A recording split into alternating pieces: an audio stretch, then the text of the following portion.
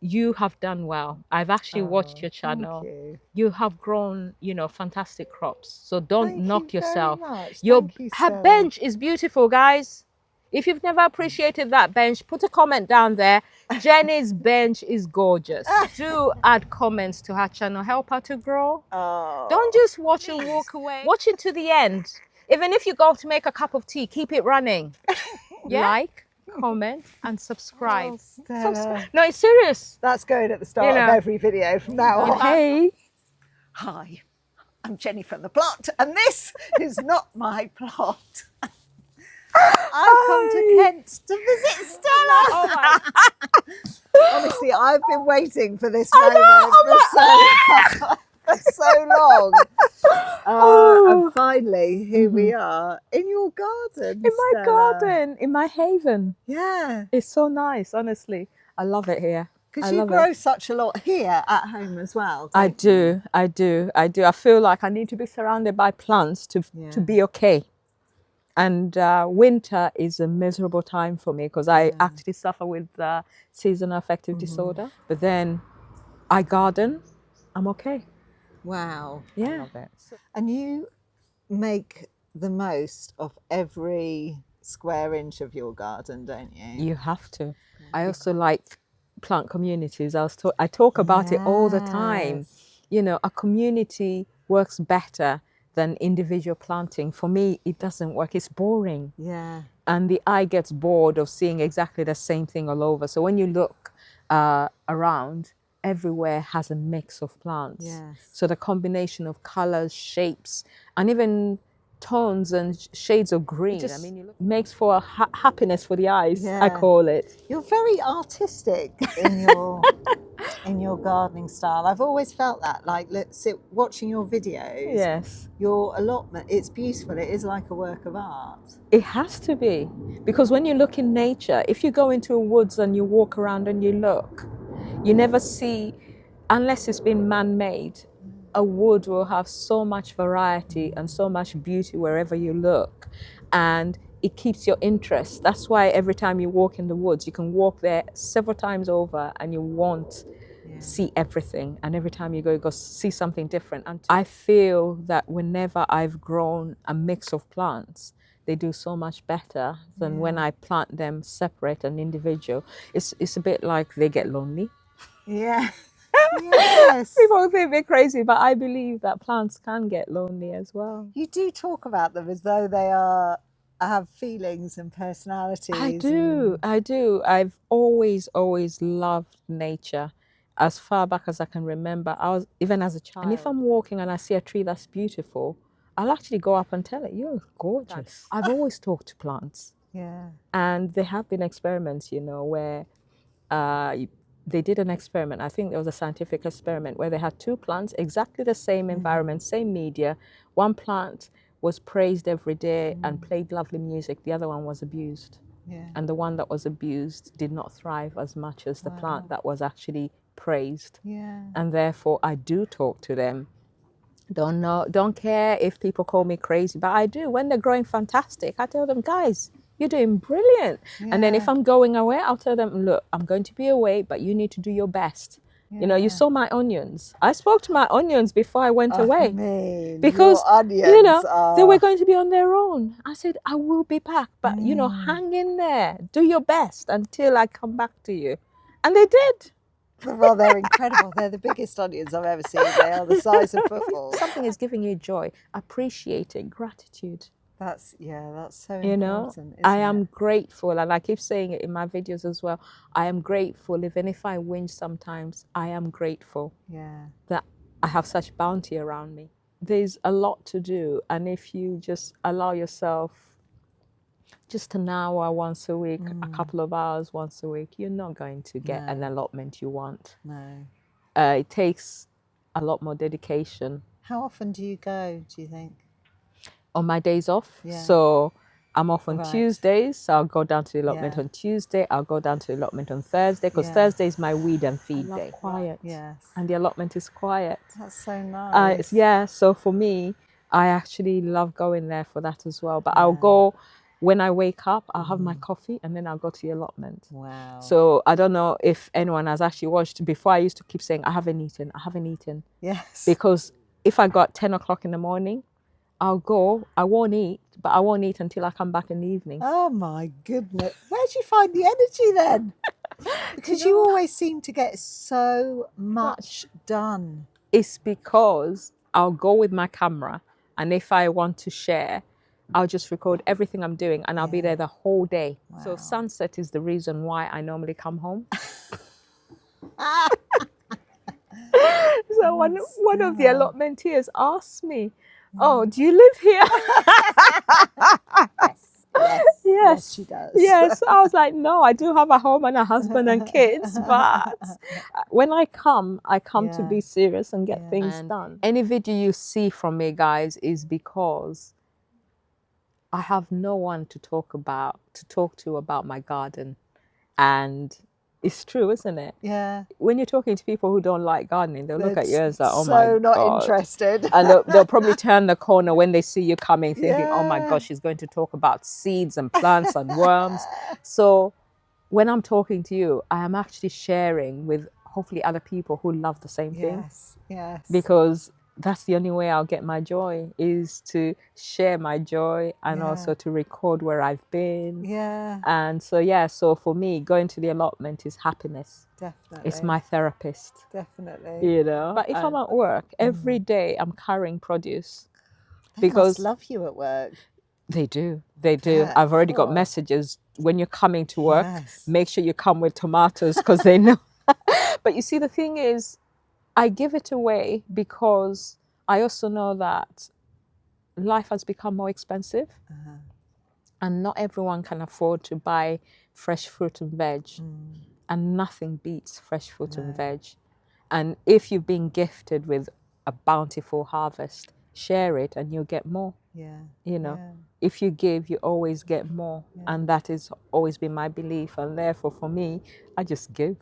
And it gives me happiness to give. For me, those apples need to be used in order that the worms will get some of them as well, because I do like to share my food with my worms. Tell us about your worms. Oh my God. Do you know what? I used to be scared of worms. Don't be.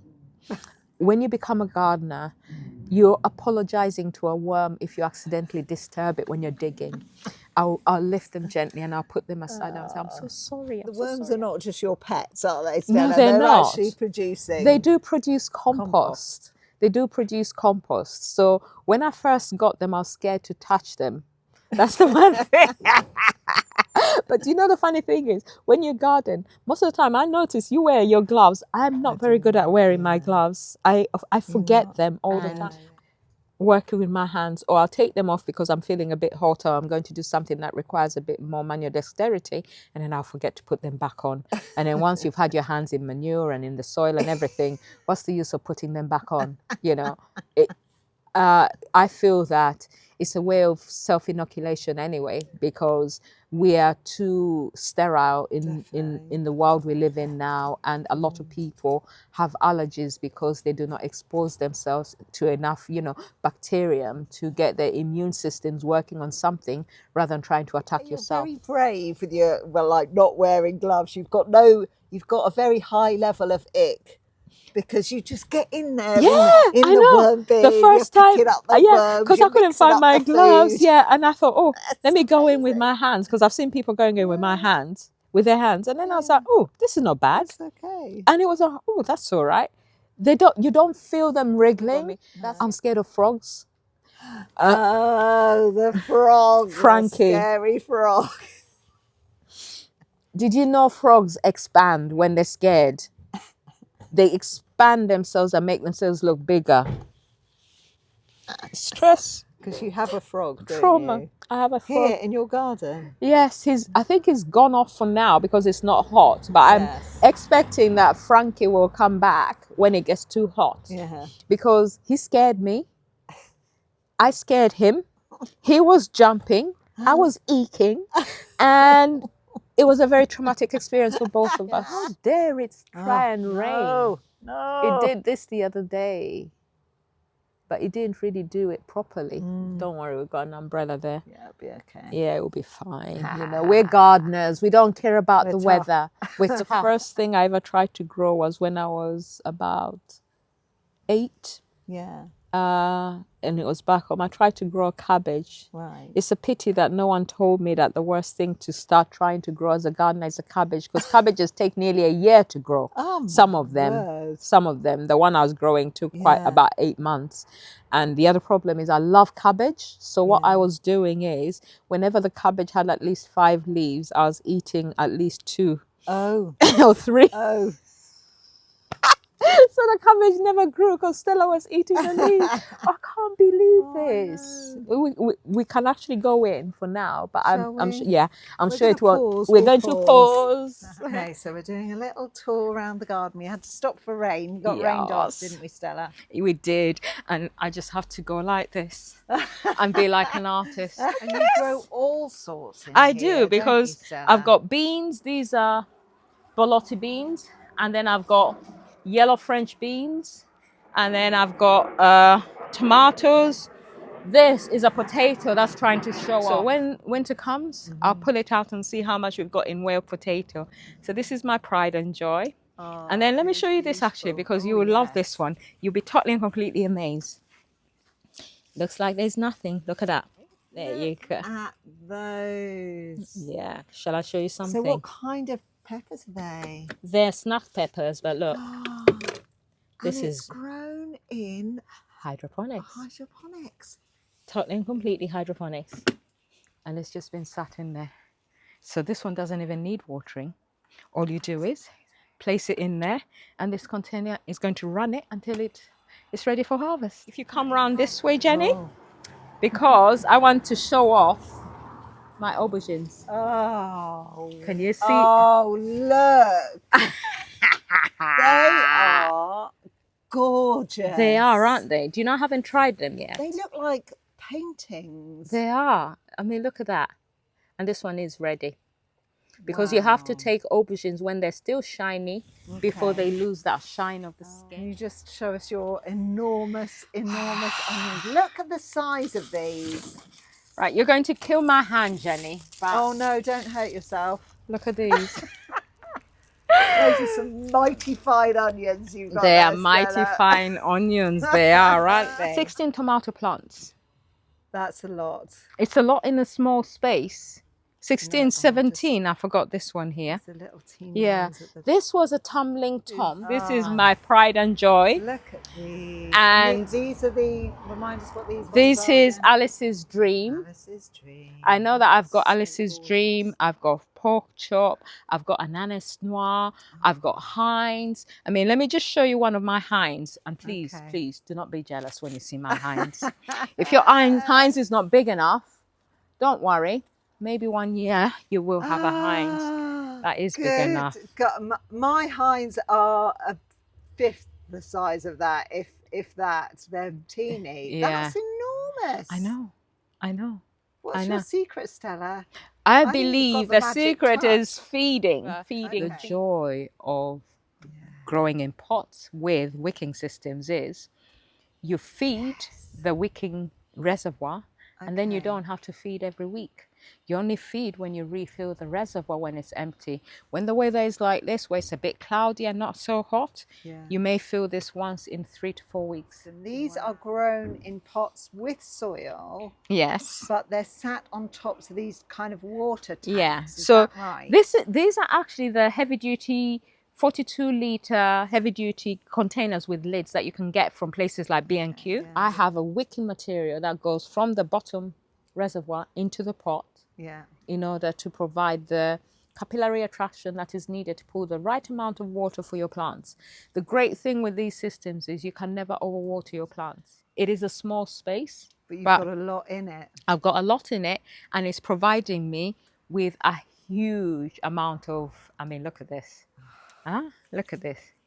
Come on, baby. You know you want to come to Stella. There you are. Let's take you off because this is my first Alice's dream. Wow. Everyone keeps saying this is a So fantastic pretty. tomato, so I can't wait to try it. But I don't know whether I'll like it, because that's the other thing now is you have to try a lot of different things to know what you will and won't like. I do love my garden the way it looks. The family loves it for the jungle feel it creates within the space, and it's busy. It's exhausting when I have to clear it at the end of the growing season, but I also love it. And the one thing I've actually added to it this year has been a lot of flowers. But anyway, that is my little garden. Beautiful. And my lovely tree. We've already talked about apple cake. Yes, we Apple, have. cinnamon and nutmeg cake, which will be Gorgeous. coming out of this. But yeah, it is lovely. The happiness indeed. In fact, I need to recommend a book to everyone. The book is called What Your Food Ate. What Your Food So Ate. it's not good enough to say I'm going to put food in the ground. Yeah. You need to know what kind of ground and soil am I putting my food in. Yeah. That's why composting needs to be your best friend. And feeding. Feed. Yeah, you got 6 weeks of feed in a compost that you buy, and then after that it's up to you as the gardener. Yeah. And with that, I think we should go to your allotment, Stella. Absolutely. I'm so excited. Me too. How did I miss you too, guys? You need to come off as well. Eh? You need to come off and dry. You're done growing, aren't you? Eh? You are done growing. I mean, sorry, I'm talking to my babies here. I can see. Yeah, because I was trying to do a few of the to-dos I have. One of them was deadheading. I didn't realize that flowers were such hard work. I'm not addicted to flowers, she says, as she looks at them and says, how gorgeous you are. But anyway, I'm not addicted. The reason I set in a flower bed is because I wanted to create a space for bees to come and feed, for hoverflies to come and feed, for any critter that loves to have nectar and likes to live within here. This is why I put this in, because they're all over it. Look at him. There you go. You're going to another one. I believe that plants communicate with us in different ways. Something as simple as the color of a plant might tell you whether or not it's safe to eat or it's not. Yeah. So for me, I actually speak to them like they're living creatures, which they are. Which they are. Yeah. They're living, they breathe, Yes. they grow, and they die just like us. Bolotty beans. Oh, wow. I know. Oh, look. When they're ready, they'll be a very brilliant red. So some of these here are starting to go towards that brilliant red, but not quite there yet. So they'll go a very, very beautiful red. And the beans are fat. Yes. And I love them fresh. So when I harvest them, I don't dry them. Okay. I will boil them up whilst they're still fresh. And then if you don't plan to use them immediately, freeze them like that. Or, as I'm going to do, I'll be canning these straight from harvest. Look at this. I decided to see how far will this go looking, will it end and wrap itself round? And I took it to here and it's actually been coming all the way, and I decided to give it a lead that takes it all the way around. I can create a bean garland where other people are using all this cloth. All it will be is plants, and imagine when all these French beans start to come down and they're yellow. Here is my pride and joy. Hey, gorgeousnesses. Hello, hello, hello. This is one of my tomato beds. And let me tell you, this bed is doing fantastic, all thanks to the Nagina tomato. If you don't know the Nagina tomato, it's a blight-resistant tomato. So if you get blight, this is the tomato to get. And this It's like the size of a... I know. It's massive. It is massive. And it's not just the one in there. I've got another one here, and this one looks like it's almost ready for taking. So I think this one is one of the ones that Jenny is going to take when she's going back, because she'll need one that will actually ripen. Oh my God. Yes. Look at that. Exactly. This is a side shoot. And look at the side shoot. The side shoot is also producing. Wow. Exactly. Exactly. And I love the fact that when they're ready, you just ask them, are you ready? And when they're not, they don't come off. This is my pride and joy. Aren't you, sweetie? You are. You are my pride and joy, aren't you? Oh, you're doing so good. Got sweet corn in here. Not the best bed for sweet corn because sweet corn is normally very deep rooted. Right. So it wasn't the best choice. But I'll tell you something about sweet corn. Go on. I may grow this much, but I'll only eat 1 or 2 of those heads. Oh, wow. And then the rest I'll leave to the wildlife. When you've eaten homegrown sweet corn, fresh, because a lot of people harvest it and then leave it on the side. Don't do that. What you need to do is get it, dash home, put it in the microwave or steam it immediately. You'll have the maximum amount of sugar that sweet corn is meant to have, and then take a bite. And then just collapse in pleasure and happiness. So I don't eat too much of it because it is scary sweet. Yeah. So I think which way we go? We go down the middle. Okay. Let me skip down the middle. You skip down the middle. Yes. Oh, these are the Long Island seeds I've given you. Oh, so Yeah. these are Brussels sprouts, aren't Yeah, they? these are Brussels sprouts. And if you look in there, you can actually see we've already got Brussels on there. The Brussels are looking so good. Oh, gorgeous. Yeah, so those are the Brussels sprouts I've actually given you. How exciting. It is exciting, and I do love my Brussels sprouts. This is maize from Uganda. Ooh. It's never going to amount to much, but I like it for the structure and the size of it. So tall. It's extremely tall. And the interesting thing my husband told me, which I didn't know, is you can eat the stem and it will taste exactly like the maize would. So my plan is to harvest this and try it out. Yeah. And this is another pride and joy. It's my straw beds. Oh, the straw. These are. So tell us, Stella, Yes. how this works. You get straw, find a farmer near you, Yeah. get yourself some straw, bring the straw. Key thing, put your straw where you want it before you start watering it, because otherwise, once you've watered it, you can never move it. I tried to move mine after I'd watered it. Forget it. You feed the straw with a high nitrogen fertilizer daily for the first few days, and then on alternate days for up to 12 days. Right. After 12 days, this is a perfect raised bed to grow everything in. So you got tomato. Once again, Stella has borlotti beans. So we got, look at how big these borlotti beans are. We got beetroot. We got a potato. Oh my God. Oh, hello beetroot. Oh, look at that. I know. So I've discovered that beetroot needs a lot of water, and straw beds need a lot of water. You want your straw bed to be successful, you need to water them daily. So I've got potatoes in here. I've got Swiss chard in this one. I've got another potato in here. And I've got, what are you? Oh, I've got celery. I forgot that I put celery in there. Oh, I've got beetroot. I've got a sprig of celery. I've got onions in there. And then over there, we've got tomato. Look at that tomato. In a straw bale. In a straw bale. So there's no kind of compost involved in this. It's just straw, nutrients, water. The only time you use compost is if you're wanting to do a bit of direct sowing. Okay. Put a bit of compost where you're going to grow your plant, Right. and then that's it. This is a courgette plant. Look at how beautiful these leaves are. It's stunning. It's just, all the leaves are leaking all the way there. I've got carrots over there, also growing just over there. We've got carrots, you see, just there. Absolutely. And in that one, we've got aubergine.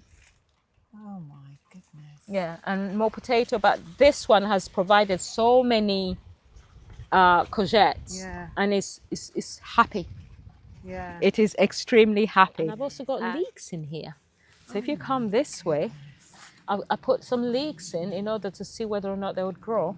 And they are growing. Yeah, so they You know, everyone who's in these spaces is finding a way to actually grow whilst, you know, not encroaching on other people's space. And even when they do it very gently in a way where they actually start to intertwine like they're dancing.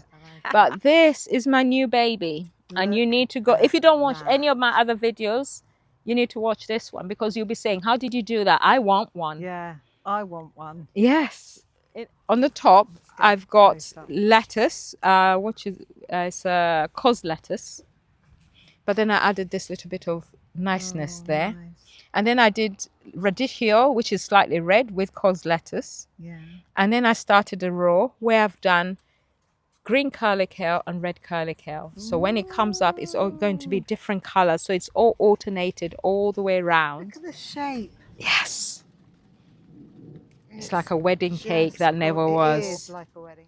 It is, and I've actually got my in-bed composting in there. Oh, yes, so you Because have. this goes all the way down to the third tier. Oh, I see. Yes. So it goes all the way down to this tier here. So I can water through the center to ensure that the middle of the bed is actually getting enough moisture and feeding it outwards. But it also means I can put enough material in there that as it breaks down, it will feed the worms that are in there. And as the worms move in and out of that pot, they'll not only aerate the soil, they'll also take some of that goodness and provide my plants with food without me having to do a single bit of feeding. A showstopper, I would say. Yeah, it is. Thank you so much, Stella, for showing me round your magnificent plot. It really is so beautiful. Thank you so much for appreciating it. Yeah. Because as I was telling you, I think I'm alone in my joy of my plot, other than when other allotmenteers come here. So it's good to have someone else come who appreciates it and sees, you know, what it looks like in real life. And how much hard work must have gone in to make it. Do you know what? You do not remember the hard work, which is a good thing. But in the same way, we don't always remember the joy that it has brought us for each season. So we have to take a moment like now to sit down, look and appreciate. We do. Because I come here now, something I never used to do. I'll come, I'll sit, I'll make my coffee over there, and then I'll just sit here quietly and just watch. Watch everything and think, wow, I did this. It is worth it. Isn't it? But it takes work, and I think that's what a lot of people don't realize. So when Jenny gives you some of her courgettes, please appreciate them. Do not run away the minute you see her with a bag full. Take them and make some chocolate courgette cake. Yes.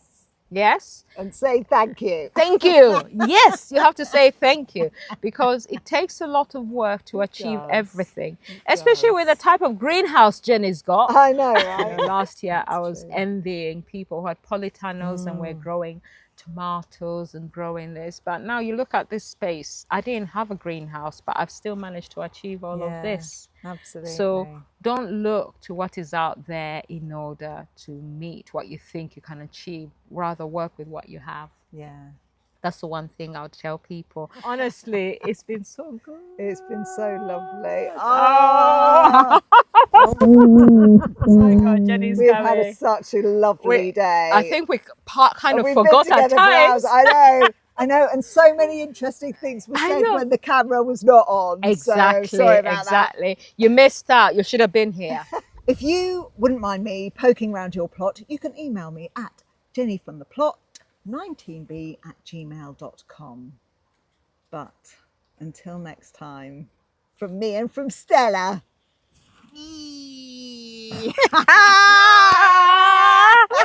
Bye-bye, bye-bye, bye-bye.